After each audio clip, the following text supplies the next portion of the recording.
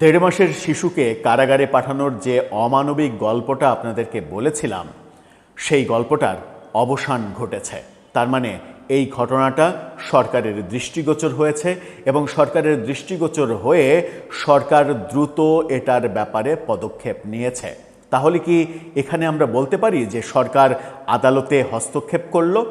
সরকার যদি আদালতে হস্তক্ষেপ না করে, তাহলে যে আদালতে দুপুরবেলায় শিশু সন্তানকে সহ মাকে, যার হাত ভাঙা, যে শিশু সন্তানকে কোলে নিতে পারে না, যার দেড় মাস আগে সিজার করে এই সন্তান হয়েছে, সিজারের মানে ঘা এখনো যার শুকায়নি, তাকে কারাগারে পাঠানো হলো এবং শিশু সন্তানকে বিনা দোষে কারাগারে পাঠানো হলো সেই একই আদালতে, শুধুমাত্র ভিন্ন বেঞ্চে আমরা দুপুরবেলার কারাগারে পাঠানোর আদেশ বদলে যেতে দেখলাম।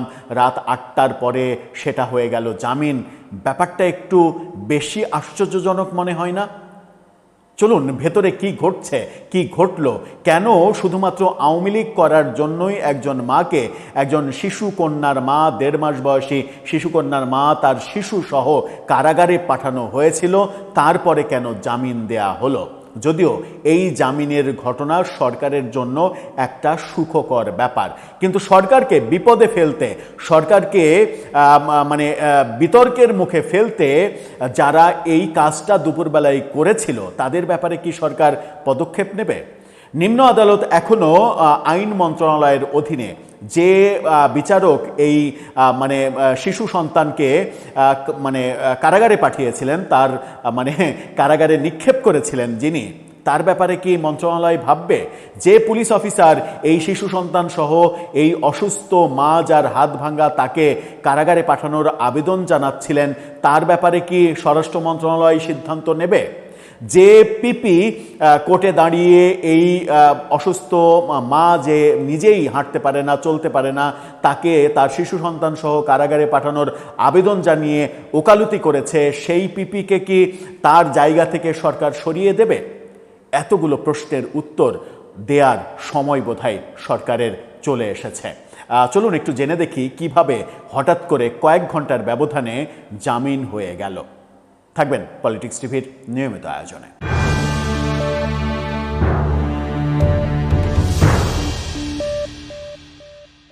দর্শক, বলছিলাম ওই আওয়ামী লীগের কর্মী, একজন মা, শিশু সন্তানের, দেড় মাস বয়সী কন্যা সন্তানের মা, যার এক হাত ভাঙা, কয়েকদিন আগেই তার হাত ভেঙেছে, তিনি সন্তানকে ঠিকভাবে কোলে নিতে পারেন না এক হাত দিয়ে, যার দেড় মাস আগে সিজার করে সন্তান হয়েছে, সিজারের সেই ঘা এখনও যার শুকায়নি, ঠিকমতো সন্তানকে, মেয়েকে কোলে নিয়ে বুকের দুধ খাওয়ানোর মতো সামর্থ্যও খুব একটা তার নেই, তাকে সেই শিশু কন্যা সহ কারাগারে পাঠানোর ন্যাক্কারজনক ঘটনা বাংলাদেশের মাটিতে আমাদের দেখতে হয়েছিল।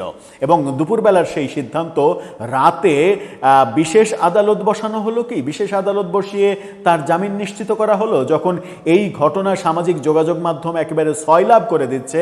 সরকারের সমালোচনা, আদালতের সমালোচনা, বিচার ব্যবস্থার সমালোচনা যখন হচ্ছে, শুধুমাত্র আওয়ামী লীগ করে এই পরিচয়ের কারণে এরকম একটা দুর্যোগ নেমে আসবে একজন মায়ের উপরে, এই অমানবিক দৃশ্য যদি বাংলাদেশে ঘটতে থাকে, তাহলে এই দৃশ্যগুলো সম্প্রসারিত হয়ে ভবিষ্যতে আরও কত ন্যাক্কারজনক ঘটনা ঘটাবে প্রতিশোধের স্পৃহা থেকে, সেগুলো নিয়ে যখন বিস্তর আলোচনা হচ্ছে, তখন আমরা দেখলাম যে রাত 8টার পরে কোর্ট বসলো এবং কোর্ট তাকে জামিন দিলেন। বেঞ্চটা যদিও আলাদা। চলুন একটু জেনে দেখি কালবেলা এই তথ্যটা নিশ্চিত করছে। কালবেলার শিরোনামটা দেখে নিন। তারা বলছে, জামিন পেলেন শিশুসহ কারাগারে যাওয়া যুব মহিলা লীগ নেত্রী শিল্পী। এখানে নেত্রী বলা হচ্ছে, তিনি নেত্রী না, তিনি যুব মহিলা লীগের সাধারণ সদস্য। জামিন পেলেন দেড় মাসের শিশুসহ কারাগারে যাওয়া শিল্পী বেগম। রাত 8টার দিকে শুনানি শেষে ঢাকার চিফ মেট্রোপলিটন ম্যাজিস্ট্রেট আদালতের বিচারক মোস্তাফিজুর রহমান 5,000 টাকা মুচলেকায় পুলিশ রিপোর্ট পর্যন্ত তার জামিন মঞ্জুর করে আদেশ দেন। অর্থাৎ চার্জশিট পর্যন্ত জামিন। এটাই স্বাভাবিক, চার্জশিটে তার নাম আসলে সেটা পরবর্তী পদক্ষেপের ব্যাপার। চার্জশিট পর্যন্ত তার জামিন পাওয়ার অধিকার রয়েছে এবং সেটাকে স্থায়ী জামিনই বলা হয়। চার্জশিটে তাকে অভিযুক্ত করা এবং সেই অভিযোগ যদি মানে জামিন অযোগ্য অভিযোগ হয় তাহলে তার জামিন ক্যান্সেল করে কারাগারে নেওয়ার ব্যাপার থাকতে পারে, কিন্তু সেই অভিযোগও যদি জামিনযোগ্য অভিযোগ হয় তবুও তিনি জামিনে থাকবেন যতক্ষণ পর্যন্ত সাক্ষ্য প্রমাণে প্রমাণিত হয় এবং বিচারক তাকে শাস্তি দেন, ততদিন পর্যন্ত তার জামিন পাওয়ার অধিকার রয়েছে। আবার যে অবস্থায় তাকে কারাগারে পাঠানো হয়েছে, পৃথিবীর কোনো আদালত এটা গ্র্যান্ট করবে না যে এই অবস্থায় কোনো আসামিকে জামিনযোগ্য মামলায় কারাগারে পাঠানো যায় তার 1.5 মাসের শিশু সন্তান সহ। পৃথিবীর কোনো আদালত অ্যাকসেপ্ট করবে না এটা, কিন্তু বাংলাদেশে সেটা হয়েছে। কেন হয়েছে, কিভাবে হয়েছে, এর পেছনে কারা ভূমিকা রেখেছে, এই পুলিশ অফিসার কেন এই ভূমিকা রেখেছে, এই পিপি কেন এটার পক্ষে কথা বলেছে, এই আদালত কেন তাকে কারাগারে পাঠিয়েছে, এই সমস্ত কিছু আইন মন্ত্রণালয় এবং স্বরাষ্ট্র মন্ত্রণালয়কে খতিয়ে দেখতে হবে, নতুবা এরকম বহু ঘটনা সরকারের জন্য বড় বিপদ ডেকে আনবে।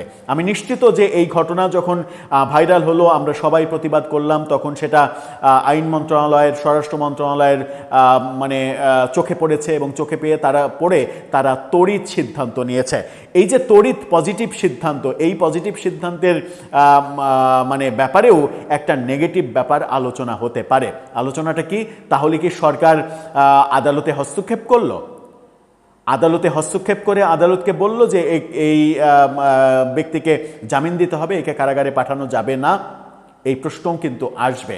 এই প্রশ্ন আসবে খুব কম করে, হয়তো তির্যকভাবে আসবে না, কারণ একটা পজিটিভ ঘটনা ঘটেছে।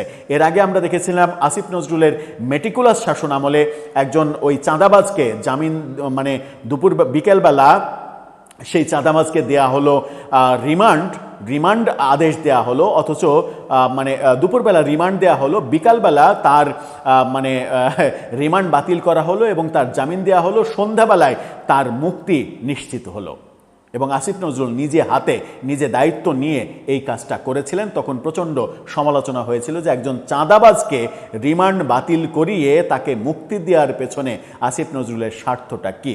যদিও এই ক্ষেত্রে বর্তমান সরকারের এই ক্ষেত্রে এটা পজিটিভলি অ্যাক্ট করেছে, এই পজিটিভ অ্যাক্ট সরকারের পক্ষ থেকে আসুক এটা সবাই প্রত্যাশা করছিল, কিন্তু অবশ্যই সরকারের তদন্ত করে দেখতে হবে কেন এই ঘটনা ঘটল, এই অমানবিক ঘটনা কেন একটা দেশে ঘটবে। গণমাধ্যম আরও বলছে যে বিকেল 3:30টার দিকে বৈষম্য বিরোধী ছাত্র আন্দোলনের রাজধানীর তেজগাঁও থানার বিস্ফোরক আইনের একটি মামলায় শুনানি শেষে ঢাকার অতিরিক্ত মেট্রোপলিটন ম্যাজিস্ট্রেট আওলাদ হুসাইন মোহাম্মদ জুনাইদ জামিন নামঞ্জুর করে তাকে কারাগারে পাঠানোর নির্দেশ দেন। এই আওলাদ হুসাইন মোহাম্মদ জুনাইদ তিনি তাকে শিশুসহ কারাগারে পাঠালেন। এবার নতুন করে রাত 8টার দিকে মোস্তাফিজুর রহমান 5,000 টাকা মুচলেকায় তাকে জামিন দিলেন। ভেতরে নিশ্চয়ই কোনো কিছু আছে।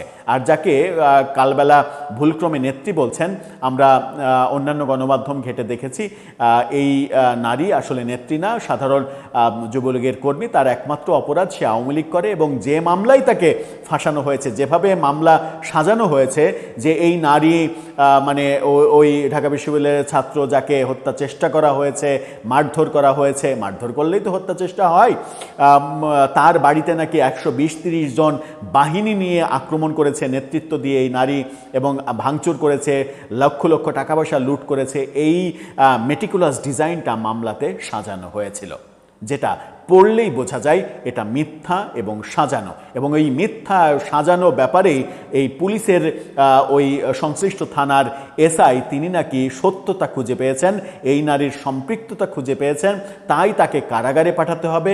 কারাগারে না পাঠালে, বাইরে রাখলে তদন্ত কাজ আগাবে না, তদন্তের স্বার্থে তাকে কারাগারে রাখতে হবে, এরকম মেটিকুলাস আবেদন তিনি আদালতে করেছিলেন। অবশ্যই এই পুলিশ অফিসার সম্পর্কেও খোঁজ খবর নিতে হবে, তদন্ত করতে হবে যে সরকারকে বিপদে ফেলার জন্যই এই ঘটনা ঘটানো হয়েছে কি না।